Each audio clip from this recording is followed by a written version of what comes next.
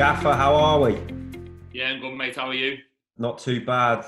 Obviously, crazy times that we've not seen before or not faced. But how are you bearing up? How are you and the family? Yeah, it's difficult for everybody. I think everyone's in very similar circumstances. My missus had a cough for about 7 days, so other than that, it's been nice being home with my little and miss every day. And to be fair, get things done around the house a little bit more. One thing I can honestly say, not having to see footballers or deal with agents for 7 days has been probably the first time in 10 years I've ever had to do that. But it's. I think we're all missing it now. I think we're all missing not just football, but getting back to some sort of normality. And I think the only positive will come out of this. I think that as a human being, we've realised how important we are to connect with each other on a daily basis and be out and socialise. And I think we'll all learn valuable lessons from the 3 weeks that we're sort of in this quarantine right now. And hopefully, it'll be a better world for it once we come out of it. Yeah, definitely. Obviously, I know you from my time at the Dons. Then I think you spent a little bit of time at Charlton and now Oxford United. I heard you on Talksport yesterday with another good interview. What measures have you put in place for the lads, obviously, during this time? Yeah, it's been quite difficult, obviously, trying to deal with. But the big thing everyone's missed out more than anything because that bit of normality, structure. It's funny how we moan it when it's 8 o'clock in the morning, we've got to get out of bed and get dressed and go into work, or we moan when the manager has a meeting, or we moan when there's games, or travelling away from home for games. And what we've certainly realised with a lot of our players, because I've got a very young team, they love structure. It allows their life to become normal. Without that, they're very, very lost human beings. But I don't think that's just football right now. I think we're all quite lost in the circumstances that we're in, and psychologically it's a difficult time. So it wasn't so much the fitness. I think one thing fitness aspects of our life does certainly prove is when you get out there and go for a jog or go for a walk, you do feel better for it when you come back in. But equally, the big thing for football is having that continuity. So I think obviously we're doing this over Zoom now. Zoom's been an absolute godsave to us, really. It gives an opportunity to see all the players. There's 30 of us on this every morning, discussing what we're going to do for the rest of the day, any issues that we might have had, any problems that might have occurred. It gives our physio an opportunity to give them an update from our doctor. It gives our sports science to give them an update on where they're at in relation to what they've got to do for the day. And equally gives me an opportunity to allow them to understand what we're hearing from the EFL and the Premier League and our governing bodies as well, and what our owners are saying in relation to pay moving forward. So I think that's helped a little bit. Competitions on different apps that they're doing has also helped.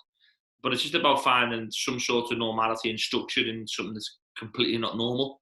And that's what we've tried to do. I think even today, it's the third conversation I've been on. And it's most of the days already gone if you can sort of throw yourself into these sort of meetings and sort of really tie yourself down to them. And it does give you some elements of understanding of where you're at in the day. So the players have been good working with Zoom. They've been very, very good at staying in contact. We've got a WhatsApp group that we speak quite regular on. It's actually today, it's Matty Taylor's 30th birthday. So Right. It's funny how we're trying to get him to sign a contract, yet he tells me he's worth a lot more than what he is. Yet I've just found out he turns 30 today. So the arguments on how much he's worth obviously devalue when you get to that age. I mean, how is that going to affect contracts and that moving forward? Have you got any sort of ideas from the league about where you stand with that? Well, I think a lot of people have been criticising the league a little bit, but the problem you have is that you can't, because our government don't know when we're going to be returning back to some sort of normality. Our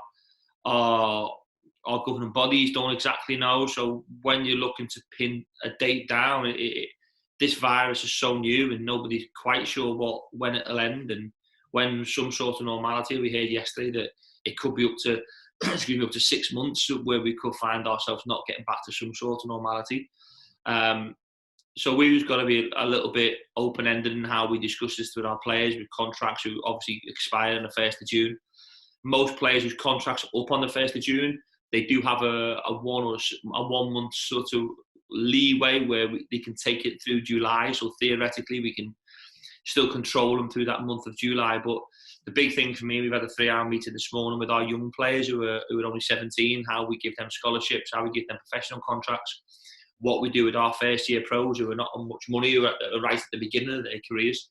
So it's so open-ended right now, and we're all very, very much in a very unique position that we find ourselves. And I think the most important thing when you find yourself in these situations, and it's not just in this situation, I've tried to in most management career, is when you find yourself in a difficult situation that's not what you class the norm, is have more of an open-minded approach to it and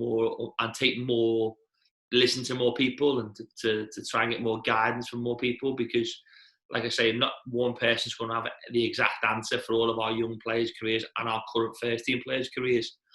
We've got to seek a little bit more guidance and see where we sit. And we've left it with our players very open-ended, which equally can be difficult. But it is what it is at this particular time. One thing we have asked them, they know they're going to get paid. They know they're going to have that security for a small period of time. And then from there, we'll see where we're at. Mm. So obviously, I would imagine, for you, it's all about promotion. Before all this kicked off, I think you're third in the league. Is that right? Yeah. Obviously in some brilliant form. I mean, are you concerned that you're going to struggle to get the squad going again? I know everyone's in the same boat. But... Listen, you could end up winning the first game back through an own goal, and all of a sudden you go on a great run, or you could score one yourself and plummet yourself on a difficult run. Football there's such fine margins within our industry that it can go either way on any given day. So the big thing for us, we had a lady look on our side for a period of time. We had that momentum, 5 straight wins. It doesn't matter whatever level it's at. That's a phenomenal return. But now we just got to make sure that we stay. And the big thing is this week we're asking our players to stay fresh, not to do too much, not to get themselves wrapped up in doing too much work on the legs. It's more about the core this week and flexibility and a few little power aspects we expect them. So it's about getting that balance right. So if we push them too hard in this period, they'll end up getting to maybe when we start playing again at the end of May, beginning of June, that all of a sudden there'll be a burnout aspect of it. So we'll just have to wait and see. Like I say, we were in a great form. The players were playing fantastically well, but it's all the what ifs now. Yeah. This is out of our control. It's the same for every other team. If you're on a bad run, it does give you a chance to take stock and to really go on again. But where we are, we've got some wonderful games coming up. We've got some big games coming up and some winnable games coming up in the 9.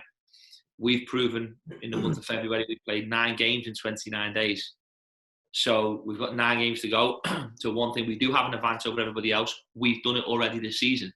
Yeah. So we know how that works and we know how to get the best out of that short period of a season. Okay. Do you mind me asking you about Milton Keynes at all? So obviously you left MK Dons in 2016. You still got your house here. You still live in Milton Keynes. Yeah. What for you is MK about, and how come you're still here with us? We were very lucky that when we bought a house not long, about 6.5 years ago, and we ended up getting another one about 4 years later, and we ended up getting one that we loved, and one in a nice area, one to help schools with my daughter. And I think we fell into life in Milton Keynes. It's very laid back. It's very easy going. If where we live, I want to get into town, I'm probably 2 miles from town. I'm 2 miles from the motorway, and a few miles from the gym, a few miles from the golf course. So there's always something that I can get to very, very easily. Obviously, the main Western line from the train aspect is here as well. So it's commutable to anything on the west of the United Kingdom, right the way from up in Preston Way, or even further than that, right the way down into London. If you've got to get across countries to Birmingham, that's quite quick. Like I said before, getting into London, into town very, very quickly in 30 minutes. It does not give you. It opens up so many other avenues for your work life that not many other cities in this country allow you to do that. So, as well as that, the rural aspect of it's relaxed, it's calm. Very rarely, although the last 2 years, it's starting to get more and more traffic. Yeah. I don't think the grid system was designed for the city to grow this quickly. But no, like I say, I've got friends here now, and my life is firmly fixed. Listen, if I got a club up further past for Crewe Way, then obviously being from Liverpool, it'll become a decision. And not too long ago, everyone was speaking about Blackpool, and everyone was saying, "Oh, it's not bad because you'll be able to get back home." But my daughter's school's here. She's got 2 years left at school. My wife's had a dress business. Now she's got a fitness business and a mental health world where that's based here. And the reason why I left Charlton, I found that commute very, very difficult. It gave me a chance to move to Oxford, to only be within 50 minutes of where I live. So, yeah, I love living here. I love my life down here. And that's for the foreseeable future. This is where we call home. That's good to hear. A couple of questions we're going to go on now, a little bit more sort of laid back, a bit more fun. So you've obviously been a manager for over 20 years, or been involved in football over 20 years, been a manager for 10. Is there any chance you would be able to name your best 11 that you've either managed, played with, or coached? I can't obviously use the young players that are coached at Liverpool because, like I say, that's a little bit unfair in relation to them only being very, very young. Obviously, the likes of Trent and people like that who I work with who were very, very young in this early part of their careers. But that's a difficult one. In goal, I probably I've got likes of Brad Friedel who I work with, Paul Robinson who I work with, Dave Martin, Ben Amos, Declan Rudd, Simon Eastwood who I've got now at Jordan Archer. So I've worked with 7 goalkeepers over that period of time. Brad Friedel as a goalkeeper was by far the best. Yeah. Dave Martin for 7 years for me was just an unbelievable man. Yeah. Ben Amos, probably in the time that I worked with him as a manager, produced some of the best goalkeeping performances that I've ever seen. Probably going to go for Ben Amos. What are you going for? 4-4-2, 4-3-3? I worked that one out when I'm starting to struggle. Right back, George Bulldog. He's had a phenomenal start, hasn't he, in the Prem? Yeah, and I remember him being a centre midfield player. And I remember him sort of like being sent on loan to Northampton, and we brought him back. It wasn't right him being a centre midfield player, and we thought he'd be better as a right back, and we tried to coach him that. Then we sent him on loan to Oxford, weirdly, and they really helped him along. And we brought him back towards the back end of one of the seasons, and he performed wonderfully well in the Championship and carried on doing that. And I think he was very clever in the move that he took home to Sheffield United at the right time, and proving that the sky was the limit for his physical capability. So, yeah, and he's a great kid as well, and he's just a diamond to work with. And it's weird because his older brother was a doctor at MK, James, and obviously we had Sam Bulldog, and then obviously George Bulldog. So, and Wheelie, my wife, who worked in schools when I worked at his mum and dad's school, which is the Royal Latin School just in Buckinghamshire. So, yeah, the family is a wonderful family. But he's my right back, a bit long-winded. Not bad genes, is it? A doctor and 2 professional footballers. Family, is it? Left back, just purely and simply on for what he's done at one club, has to be Dean Lewington. Yeah. Like Stephen Warnock, who I worked with, Louis right the way through the MK Dons stage, even as a coach and a manager. I was 10 years there. I had Jay De Silva at Charlton, who was unbelievable. England under-20 World Cup captain. So he was good. But Louis, just because to play, he's going to end up clocking up over 800 games for one football club over a period of time is just an unbelievable record. So I'd have to go for him for the way he's a person, the way he led the team as a captain for me. And away from football, he's just a pleasure to be around. You'll know, being there, he was always easy to deal with. He added a bit of a mood swing on him every now and then. But he was just a great fella and a really, really good footballer. And weirdly, if it wasn't for his loyalty, I think he could have gone and played an awful lot higher.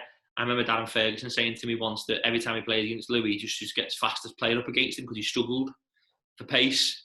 He said after 20 minutes, every time that happened, they realised that he still wasn't going past him, even though the kid was so much quicker.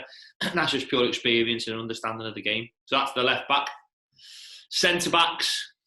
So Blackburn have coached as being like Chris Samba, Ryan Nelson. Over a period of time, would have had the likes of Kyle, Casey, the Upson, Joe Walsh. Charlton had some great ones. They had Patrick Bauer, Stuart Pearce, Ezri Konsa. But Ezri Konsa 100% goes in. Okay. He goes in as a centre back. What a player he was. What a player. I know he's now playing the Premier League for Villa, and he was exceptional. He really was. Rob Dickey. Okay. Probably out of all of them, the best centre back I've ever had as a manager. when I look at that team, take Louis out of it, Ben Amos was relatively young. Ezit was only young. Rob Dickey's still only 22, 23 I think now. And George is relatively young. So this team could actually cope now at any level. Yeah. Right.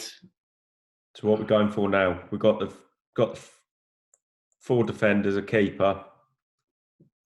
I'm torn because the best player I ever worked with was Two-Guy. Yeah. Just people say best player you coached, and I always say Two-Guy, but then I turn around and say, but I never coached him because he was just. Oh, honest to God, Dan, you've never seen nothing like it. He was. Sam Allardyce has said that as well, hasn't he? Yeah, but me and Sam, we were together, and he was 38 when we had him. So, but then I'm going to have to go for Two-Guy. Okay. But I'm leaving out probably arguably the best player I had at MK in Darren Potter. Yeah.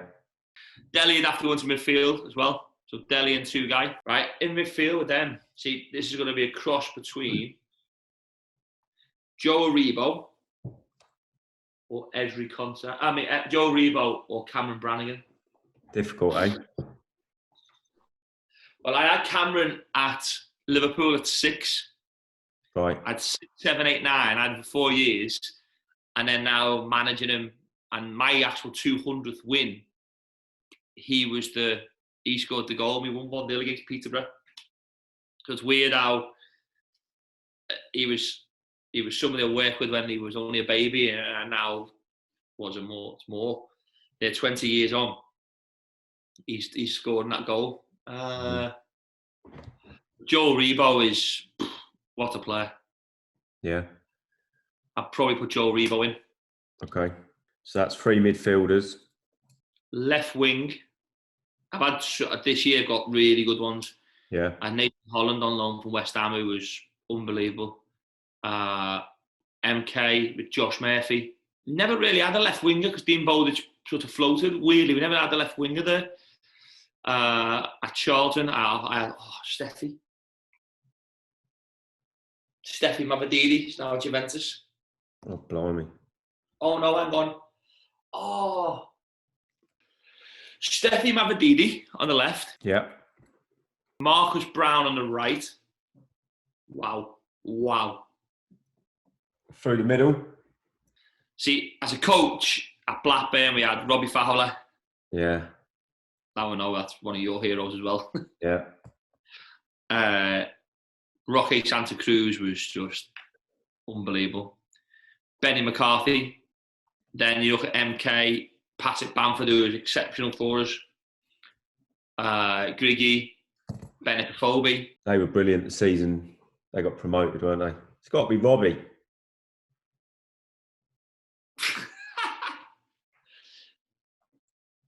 It'd be him or Roque. Okay. So shall I? Who are you going for? Leave that one open-ended for now. What have we got? Friedel? No, sorry, Ben Amos. Yeah. Georgie Baldock. Louis. Rob Dickey. Contra. Two-Guy. Consa. Konsaa. S-A. Consa. Konsa. Two-Guy. Yeah. Oh. Delhi. Aribo. Yeah. Madidi. Mavididi. And then we've got M-A-V-I-D-I-D-I. Then we've got Marcus Brown. And then you need to decide who's through the middle. Yeah, but we also had Didi Amanda, didn't we? Yeah. Jimmy Bullard.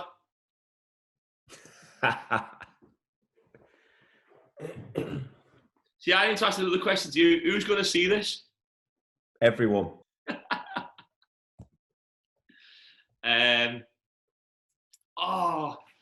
If Jimbo sees this, I'll get a phone call. He's on the. He can be your assistant. No chance. Right, let's leave that there. Yeah, put Robbie up front. Put Robbie up front. Yeah. Put Robbie up front. And then I've got Roque on the bench. I've got Benny Kobe on the bench.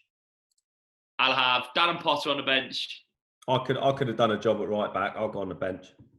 Yeah, you can go on the bench. And then the sub-keeper would have been Brad Fried. Nice.